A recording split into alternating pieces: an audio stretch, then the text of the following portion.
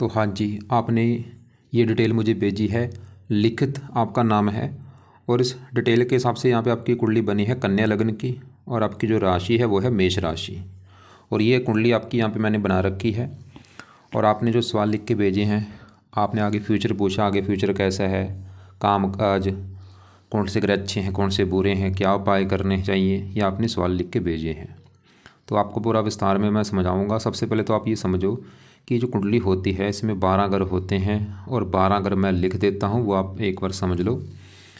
ये है आपकी कुंडली में पहला ग्रह है, ये है दूसरा ग्रह, तीसरा ग्रह, चौथा, पाँचवा ग्रह है, छठा ग्रह, सातवां, ये आठवां ग्रह है, नौवां, 10वां, 11वां और लास्ट वाला 12वां ग्रह।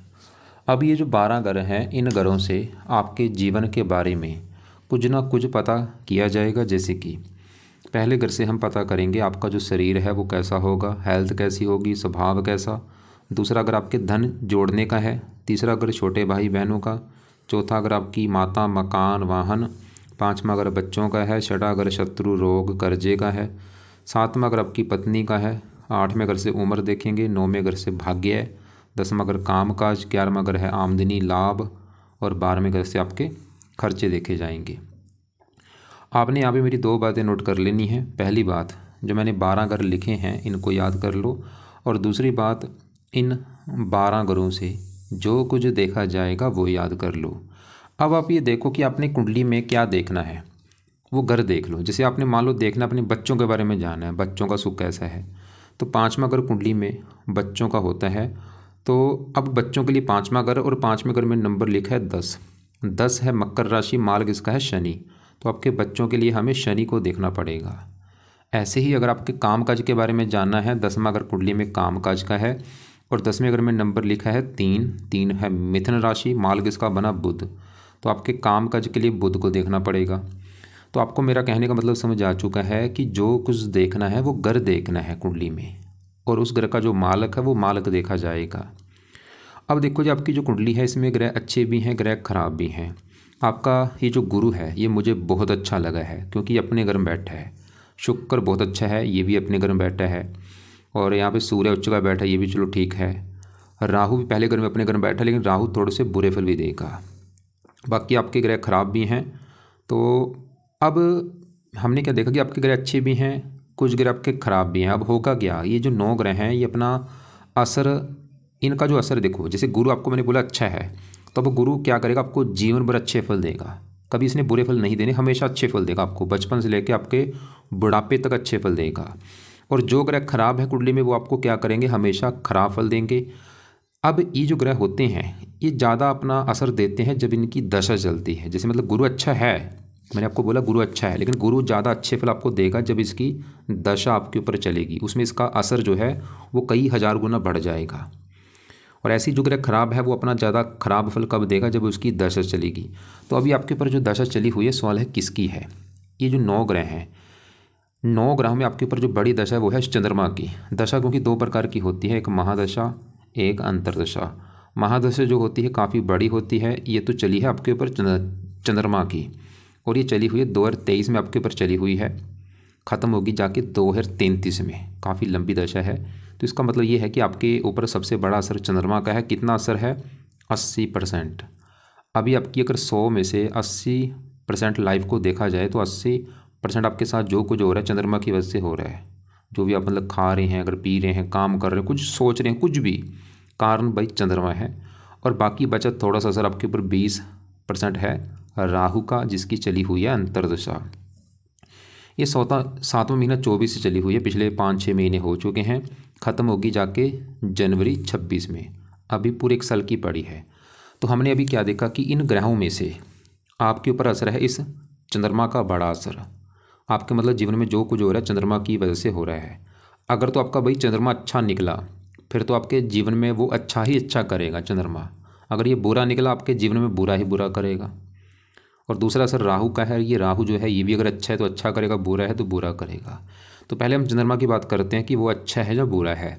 तो चंद्रमा आपको भाई रले मिले फल देगा, बुरे फल भी देगा, अच्छे फल भी, लेकिन बुरे फल थोड़े से ज़्यादा देगा। कारण चंद्रमा देखो जी जहाँ बैठा है वो है ये 8वां घर, और आपके देखो 8वें घर में सूर्य भी है, बुध भी है, चंद्रमा भी है, 3 ग्रह बैठे हैं 8वें घर में।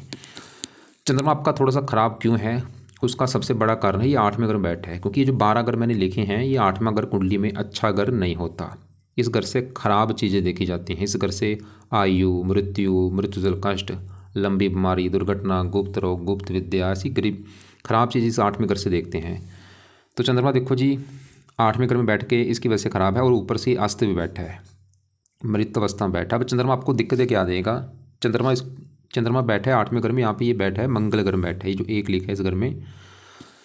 चंद्रमा देखो जी है तो खराब घर 8वां घर, लेकिन एक अच्छी बात है कि ये 8वें घर में जो 1 लिखा है ये मंगल का घर है, और चंद्रमा मंगल को अपना मानता है दोस्त के घर में बैठा है। इसकी वजह से फिर भी कुछ अच्छे फल जरूर देगा। साथ में सूर्य के बैठा है, सूर्य यहाँ पे उच्च का है, दोनों आपस में दोस्त हैं, लेकिन यहाँ पे अमावस्या दोष बना हुआ है। आपका जो जन्म हुआ है वो अमावस्या के दिन हुआ है। अब चंद्रमा देखो जी, चंद्रमा का जो अपना घर है वो है ये 11वां घर, और 11वां कुंडली में लाभ का होता है। आपके काम काज से जो आपको लाभ होगा जो वो हम 11वें घर से देखेंगे। 11वां घर आपके बड़े भाई बहनों का भी है। इस घर से इच्छा पूर्ति भी देखते हैं और इनकम भी देखी जाती है। आपकी जो आमदन है वो कैसी होगी। अब मैंने आपको बोला था घर का मार्ग देखना है, तो 11वें घर के बारे में जानने के लिए 11वें घर में नंबर क्या लिखा है 4 है। कर्क राशि, मालक कौन बना चंद्रमा, और वो बैठा है खराब घर में, ऊपर से अस्त है। तो चंद्रमा 11वां घर क्योंकि लाभ का घर है तो लाभ भंग योग बना है।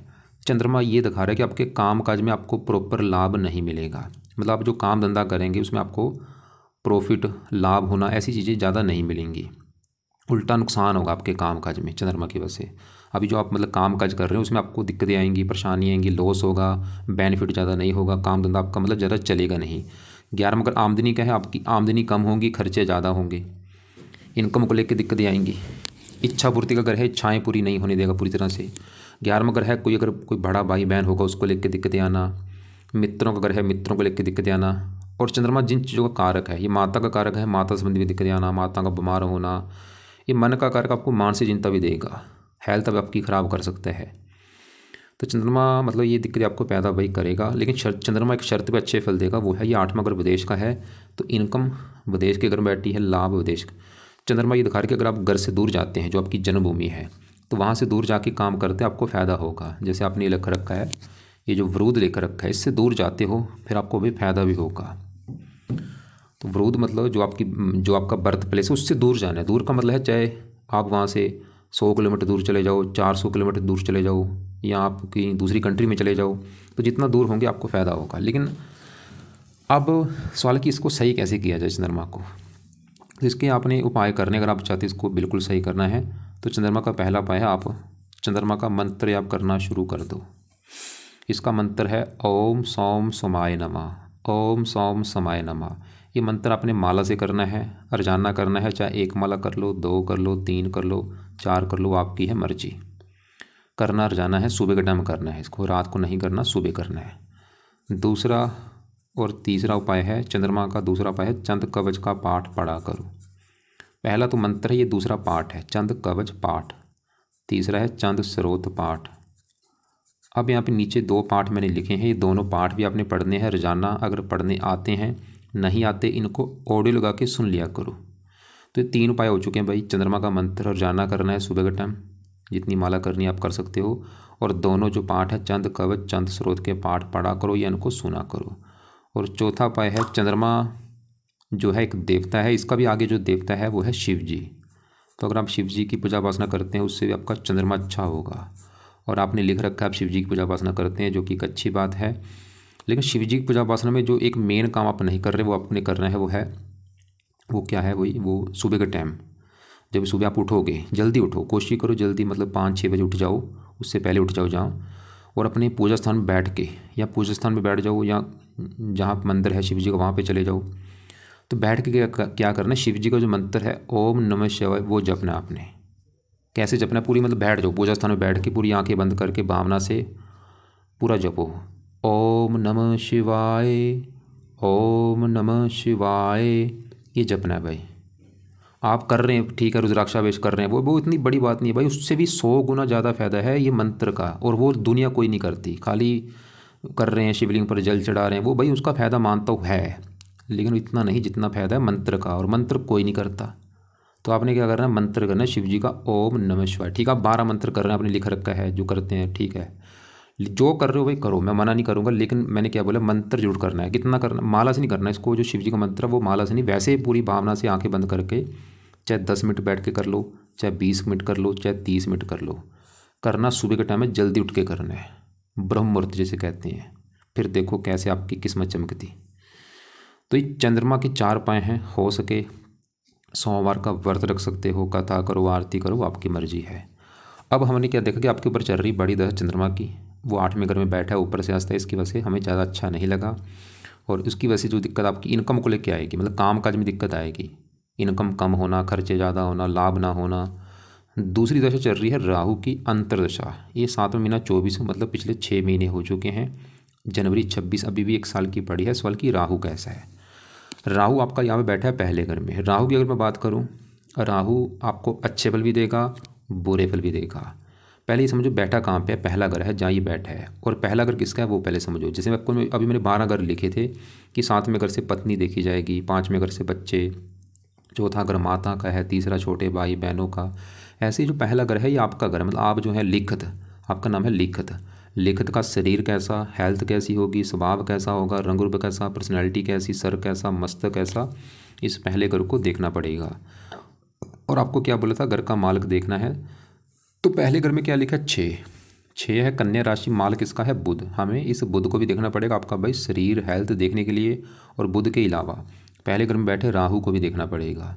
तो पहले राहु की बात करेंगे। तो राहु बैठा है पहले घर में, वहाँ पे जो 6 लिखा है कन्या राशि, ये राहु की स्वय राशि है, खुद की राशि है। और इसकी वजह से मतलब राहु आपका फिर भी चलो अच्छा है, क्योंकि स्वय राशि में बैठा है।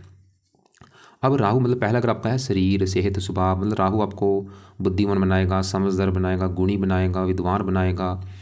लेकिन थोड़ा सा राहु की वजह से आप चालाक भी होंगे, स्वार्थी भी होंगे। और राहु थोड़ा सा क्रूर है, आपको क्रोधी भी बनाएगा, जिद्दी भी बनाएगा, गुस्सा आपको बहुत ज़्यादा आएगा। खासकर राहु की दशा में भी 6 महीने में आपका गुस्सा बड़ा होगा, आप चाहे नोट कर लेना, गुस्सा बहुत ज़्यादा आपको आएगा। और गुस्से की वजह से काम भी बिगड़ते हैं, लोगों से लड़ाई झगड़े होते हैं। राहु की 3 दृष्टियाँ 5वीं पड़ेगी, 5वें घर के ऊपर। यहाँ पे शनि की राशि है मित्र राशि, 5वां घर पढ़ाई का है, पढ़ा लिखा बनाएगा, बुद्धिमान। 9वीं पड़ेगी 9वें घर के ऊपर, यहाँ पे उच्च राशि है, भाग्यशाली बनाएगा। लेकिन राहु का सबसे बुरा फल आपको जो मिलेगा, 7वीं दृष्टि पड़ेगी 7वें घर के ऊपर। 7वां घर है पत्नी का घर, तो पत्नी संबंधी दिक्कतें पैदा करेगा। विवाह में देरी होना, विवाह हो भी गया पत्नी से लड़ाई झगड़े होना, ऐसी दिक्कतें आएंगी। और राहु थोड़ा सा पहले घर में हेल्थ भी आपकी ख़राब कर सकता है। और आप चाहे नोट कर भी लेना कि जब से राहु की दशा आई होगी पिछले 6 महीने से, आपको हेल्थ को भी लेकर दिक्कतें थोड़ी बहुत ही आ रही होंगी, गुस्सा बड़ा होगा। और भी कई बार राहु देखो एक अच्छा ग्रह नहीं होता, वैसे तो आपका ठीक है, फिर भी थोड़ी बहुत ही दिक्कतें जरूर देगा। जैसे कामों में रुकावटें बहुत सारी आती हैं, दिक्कतें परेशानियाँ। और आप चाहे नोट कर भी लेना कि जब से राहु की दशा चली है पिछले 6 महीने हो चुके हैं, नोट कर लो भाई, कि तब से कोई ना कोई लाइफ में दिक्कतें आ ही रही हैं, बस परेशानियाँ आ रही होंगी, रुकावटें, स्ट्रगल, चिंता, भाग दौड़ बड़ी होगी, स्ट्रगल बड़ा होगा, वो काम में रुकावटें बड़ी होंगी। और ऐसा नहीं मैं बोलूँगा बिल्कुल बुरे फल दे रहा होगा, अच्छे फल भी देगा आपको, लेकिन बुरे फल भी जरूर देगा, क्योंकि दशा अभी भी देखो 1 साल की पड़ी है। तो आप राहु के भी भाई उपाय जरूर करो, ताकि जो दशा चली है राहु की आपकी बिल्कुल अच्छी जाए, बुरा फल आपको ना मिले। अब राहु के जो उपाय हैं वो अपने क्या करने हैं। पहला उपाय है राहु कवच का जो पाठ है वो पढ़ा करो या सुना करो। दूसरा है राहु स्रोत का पाठ पढ़ना है या सुनना है। अब ये 2 पाठ हैं, आपने कब पढ़ने हैं, शाम को पढ़ने हैं या रात को इनको पढ़ना है, दिन में नहीं। दिन में आपने चंद्रमा के जो पाठ है ये सुबह पढ़ने हैं दोनों, और राहु के रात को या शाम को पढ़ने हैं। तीसरा है राहु का दान आपने करना है, और ये दान क्या होता है आपको मैं वीडियो अलग से भेज दूंगा, उसको देख लेना। और चौथा उपाय राहु का जो है वो है, राहु जो है वो शिव जी का भक्त है, तो आपने करनी है शिव जी की पूजा उपासना। अब यहाँ पे भाई शिव जी, मतलब शिव जी की अगर पूजा उपासना करते हैं, राहु भी अच्छा हो रहा है, चंद्रमा भी अच्छा आपका हो रहा है, और वैसे भी आप करते भी हैं पहले से, तो एक अच्छी बात है आपके लिए। लेकिन शिव जी का जो मैंने मंत्र बोला है वो करना है भाई, वो सबसे ज़रूरी है। जो आप कर रहे हो करते रहो, जो करना है करो चाहे ना करो, लेकिन शिव जी का जो मैंने मंत्र बोला है ओम नमः शिवाय, वही आपका कल्याण करेगा, उसी की वजह से आपको फ़ायदा होगा, तो वो जरूर करना है। और सुबह के टाइम जरूर करो, रात को चाहे करो चाहे ना करो, करना रात को ही कर सकते लेकिन सुबह जरूर करना है। और जल्दी उठ के सुबह, मतलब अपना ब्रह्म मुहूर्त, देखो जी सभी शास्त्रों में लिखा है जो सबसे पाठ पूजा का मेन टाइम है वो सुबह का है, 5-6 बजे जल्दी उठ जाओ, अपना पूरी भावना से बैठ के आंखें बंद करके जपना है, आपको सुनाई देना चाहिए, यानी कि खाली मन में जपना है, उसको पूरा बोलो। ओम नमः शिवाय, ओम नमः शिवाय, पूरा सुनना चाहिए आपको। अब आगे बढ़ते तो हमने भी देखा चंद्रमा की दशा है, वो आपका 8वें घर में है, राहु दशा है। राहु क्या है, दानव ग्रह है, बैठा चलो अपने घर में, लेकिन ये दोनों में डिफरेंट क्या है, चंद्रमा की देवता है, राहु है दानव ग्रह। और वैसे भी चंद्रमा में राहु के अंतर में थोड़ी सी दिक्कतें आती हैं, मानसिक चिंता जरूर होती है। अब आगे बढ़ते हैं आपके, देखो जी दूसरे ग्रहों की मैं बात करूँ तो आपके यहाँ पे पहले शुक्र की बात करता हूँ। शुक्र आपका बहुत अच्छा है, बड़े लेवल पे अच्छा है, बिल्कुल अच्छे फल देगा। और क्या अच्छे फल देगा, क्यों अच्छा सवाल ये है। शुक्र जहाँ बैठा वो है 9वां घर। 9वें घर से क्या देखा जाता है, 9वें घर से भाग्य देखा जाता है। भाग्य के अलावा 9वें घर से धर्म देखा जाता है, तीर्थ यात्रा, विदेश यात्रा। अब आपको मैंने क्या बोला था, जो कुछ देखना है उस घर का मालक देखना होता है। तो 9वें घर का जो मालक है, 9वें घर में क्या लिखा है, 2 लिखा हुआ है, 2 है वृष राशि, मालक इसका बना है शुक्र। और शुक्र कहाँ बैठा है, देखो इसी घर में बैठा है शुक्र। तो इसलिए आपका शुक्र अच्छा है, क्योंकि शुक्र इसी घर में, अपने ही घर में बैठा है। अपने घर का ये जो 9वां घर इसी का घर है ये, और अपने घर में जो ग्रह बैठता है बहुत अच्छी बात होती है। अब 9वां घर भाग्य का है, तो भाग्य शुक्र अपने घर में बैठा है। शुक्र क्या करेगा, आपको भाग्यशाली बनाएगा, आपको धार्मिक बनाएगा, परोपकारी बनाएगा, विद्वान बनाएगा। और शुक्र इस कुंडली में एक और घर का मालक है, वो है ये दूसरा घर। दूसरा घर है धन का घर। धन देखना लाइफ में कैसा होगा आपकी में, दूसरा घर, दूसरे घर में 7 लिखा है, तुला राशि, मालक शुक्र। तो धन भाग्य घर में, भाग्यवंशी आपको शुक्र धन भी देगा। शुक्र दिखा रहा है कि भाग्य की बदौलत आपको किस मतलब आपका जो भाग्य है उसकी बदौलत आपको धन भी मिलेगा। और ये 9वां घर धर्म का भी है, धन चला गया धर्म, धर्म की बदौलत भी आपको धन मिलेगा, मतलब आप धर्म का भी सहारा लोगे धन कमाने के लिए। और धन के ऊपर धन भी आपका, मतलब शुक्र आपको एक तो भाग्यशाली बनाएगा, धार्मिक बनाएगा, धनी बनाएगा। दूसरा अगर परिवार का, पारिवारिक सुख अच्छा। और शुक्र की दशा जो चलेगी कभी आपकी, जब भी कभी शुक्र की दशा छोटी बड़ी आएगी, वो समय आपका बहुत अच्छा होगा, उसमें ये चीज़ें जो है कई गुना बढ़ जाएंगी। अब यहाँ पे देखो जी, मैंने बोला था राहु जो है पहले घर में बैठा है। राहु पहले घर का अच्छा भी करेगा, थोड़ा सा ख़राब ही करेगा कि आपको थोड़ा सा क्रोधी बना देगा, जिद्दी बना देगा, और थोड़ा सा हेल्थ ख़राब करना। अब पहले घर में जो 6 लिखा है मालक उसका है बुध, बुध को भी देखना पड़ेगा। और बुध की अगर बात करूँ, बुध भी आपका ज़्यादा मुझे अच्छा नहीं लगा, क्योंकि ये बैठा है 8वें घर में, ख़राब घर में। और यहाँ पे बैठा भी मंगल घर में है, ये जो 1 लिखा है। लेकिन ऐसा नहीं कि बुध बिल्कुल बुरे फल देगा, कई अच्छे फल भी देगा आपको, थोड़े से बुरे फल ज़्यादा हैं। और बुध, क्योंकि पहला घर मैंने बोला शरीर है, हेल्थ, सुबह, मतलब शरीर आपका उठ के बैठा है 8वें घर में, तो बुध भी आपकी थोड़ी सी हेल्थ ख़राब कर देगा। हेल्थ को लेकर दिक्कत आना, जैसे कोई त्वचा संबंधी रोग होना, या और कोई कन्या राशि के जो रोग हैं, जैसे कि पेट का रोग होना, हर्निया, पत्थरी, ऐसे कोई चांस वैसे कम है, फिर भी खासकर ये दिक्कतें बुध की दशा में आपको आ सकती हैं। और बुध इस कुंडली में इस 10वें घर का भी मालक है। 10वां घर कुंडली में काम काज का होता है। 10वें घर में क्या लिखा है, 3, मालक बुध। तो बुध की वजह से आपके काम काज में भी दिक्कतें आती रहेंगी। जो आप काम काज, नौकरी, कारोबार करेंगे, दिक्कतें कोई ना कोई लगी रहेंगी।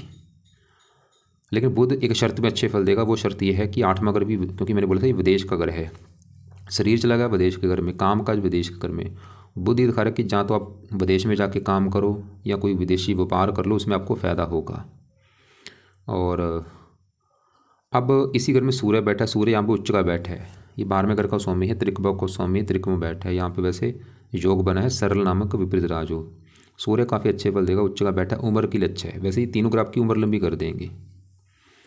अब आगे बढ़ते हैं, यहाँ पे 7वें घर में बैठे केतु, शनि, मंगल की मैं बात करता हूँ। 7वां घर पहले समझो किसका है। 7वां घर है आपकी पत्नी का घर है। आपकी जो पत्नी है वो कैसी होगी, पत्नी का सुख है या नहीं, ये 7वां घर देखना पड़ेगा। और फार्मूला है घर का मालक देख लो। 7वें घर में क्या लिखा है, 12, 12 है मीन राशि, मालक है इसका गुरु। तो आपकी पत्नी के लिए हमें इस गुरु ग्रह को देखना पड़ेगा कि गुरु अच्छा है या बुरा है। और गुरु के अलावा 7वें घर में कौन बैठा है, आके मंगल बैठा है, शनि है, केतु है, तीनों को भी देखना पड़ेगा। तो तीनों में सबसे पहले मैं केतु की अगर बात करूँ तो केतु 7वें घर में बैठा है यहाँ पे गुरु घर में। तो केतु भाई 7वें घर को नुकसान देगा, ख़राब करेगा, क्योंकि और 7वां घर है पत्नी का घर। केतु ही दिखा रहा है कि आपको भाई पत्नी को लेकर दिक्कतें आएंगी। वो दिक्कतें क्या आएंगी, एक तो पत्नी से आपके लड़ाई झगड़े भी होंगे, और पत्नी का बीमार होना, विवाह में देरी होना, ऐसी दिक्कतें केतु आपको देगा। और ऐसे ही यहाँ पे देखो शनि बैठा है। शनि बैठा है 7वें घर में, पत्नी का घर है, और साथ में किसका घर है, गुरु का घर है। और शनि भी जो है वो गुरु को अपना मानता है दुश्मन, अपने दुश्मन के घर में आके बैठा है। सीधी सी बात है, इस घर का नुकसान करेगा। ये मैंने आपको पहले बोला, ये जो ग्रह हैं अपने दुश्मन के घर में बैठ के अच्छे फल नहीं देते। जैसे आपको एग्जाम्पल समझाता हूँ। मान लो मेरा घर है, मेरे घर में आ जाए मेरा कोई दुश्मन, तो दुश्मन घर में आके क्या करेगा, घर में मेरा नुकसान कर देगा, मेरा वो सामान तोड़ देगा, टीवी तोड़ देगा, फर्नीचर तोड़ देगा, वो काम यहाँ पे शनि करेगा। साथ में अगर बैठा है दुश्मन का घर है तो साथ में घर को खराब कर देगा, साथ में घर की हानि। साथ में अगर पत्नी का घर है, शनि भी आपको पत्नी को लेकर दिक्कतें देगा, पत्नी से लड़ाई झगड़े होना, विवाह में देरी होना, पत्नी का बीमार होना।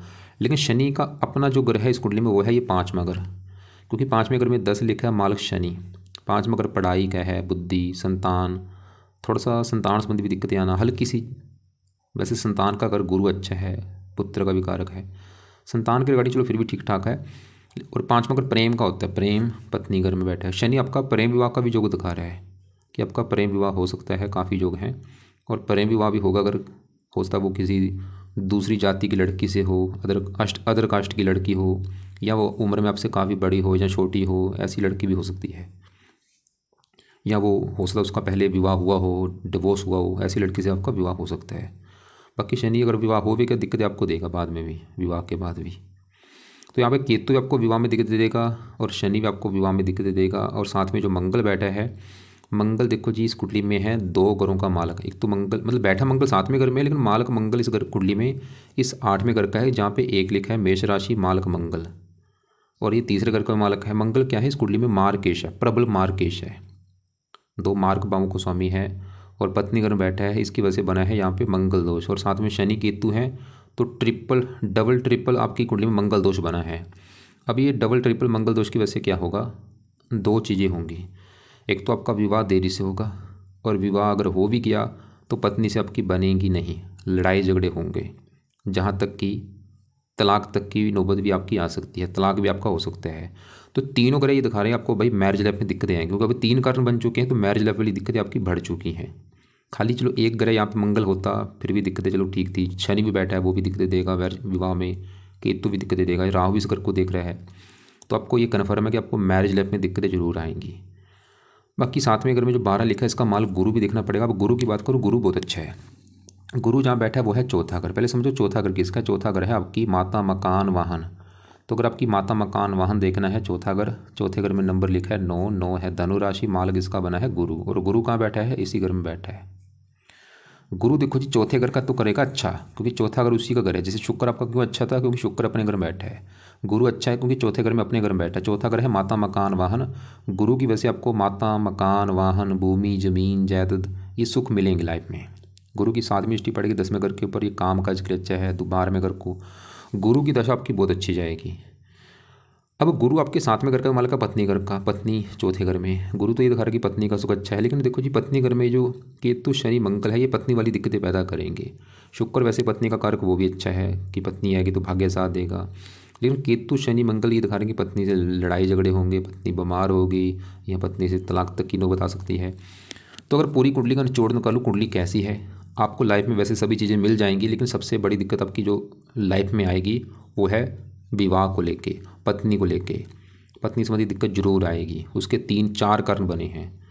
पत्नी घर में मंगल बैठा है, मंगल दोष, शनि बैठा है, केतु बैठा है, और साथ में घर के पत्नी घर के ऊपर राहु की दृष्टि है। अब ये पत्नी वाली दिक्कत क्या होगी, सवाल ये है। तो ये मुझे कन्फर्म नहीं, लेकिन जैसे मैंने बोला तो आपकी पत्नी से लड़ाई झगड़े जरूर होंगे बड़े लेवल पे।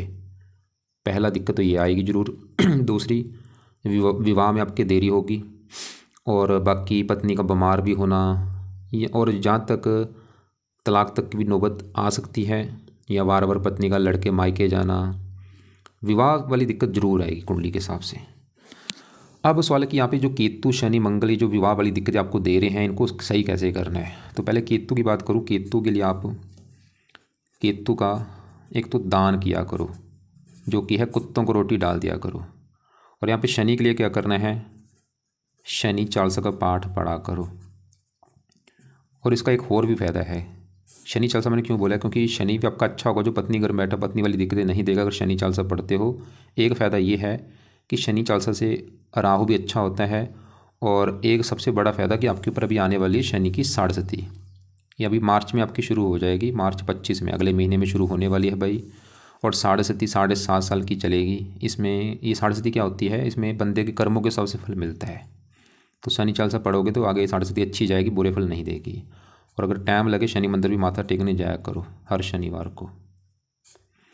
तो केतु के लिए मैंने कुत्तों को रोटी बोला है डालने के लिए, केतु का दान है वो। शनि के लिए शनि चालीसा पढ़ना है, रात के समय रोजाना या सुन लिया करो, और शनि मंदिर जाना है। और मंगल के लिए आप हनुमान जी की पूजा उपासना कर सकते हैं।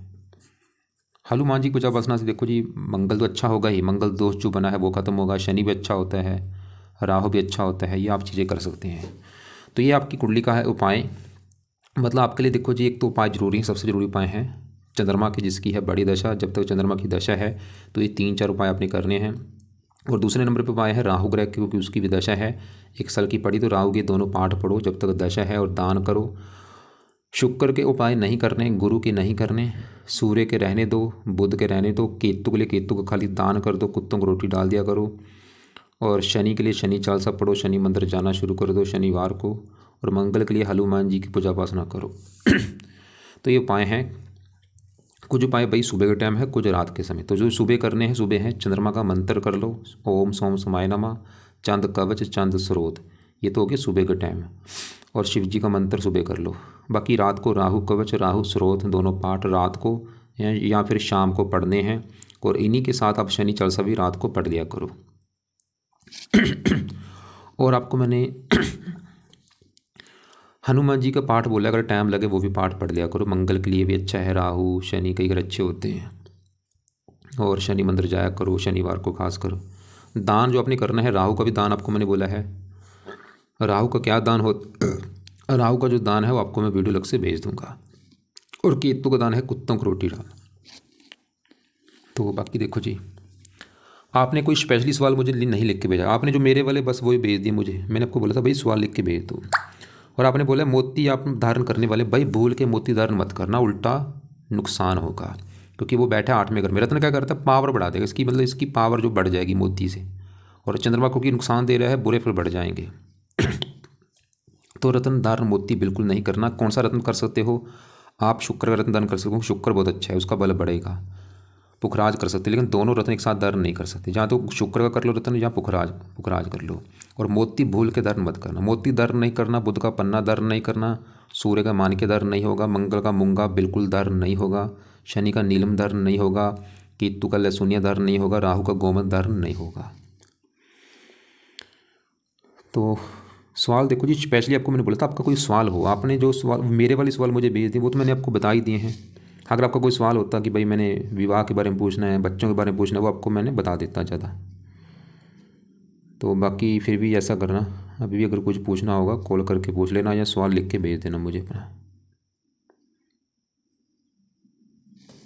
और चलत कुंडली तब देखी जाती है जब ग्रह आगे पीछे हों, सभी ग्रह आपके वहीं बैठे जहाँ पे हैं। निवास कुंडली तब देखी जाती है, विवाह के लिए देखी जाती है। जैसे कि यहाँ पे देखो आपकी मैंने बोला लग्न कुंडली में दिक्कत आएगी, निवास कुंडली में आपका वैसे 7वें घर में मंगल, वहाँ पे भी दिक्कत देगा। मंगल दोनों तरफ 7वें घर में बैठा है, माल शनि यहाँ पे है। इससे अलावा आपको मैं अलग से कुछ वीडियो भेज दूंगा, जैसे राहु का दान क्या है वो देख लेना।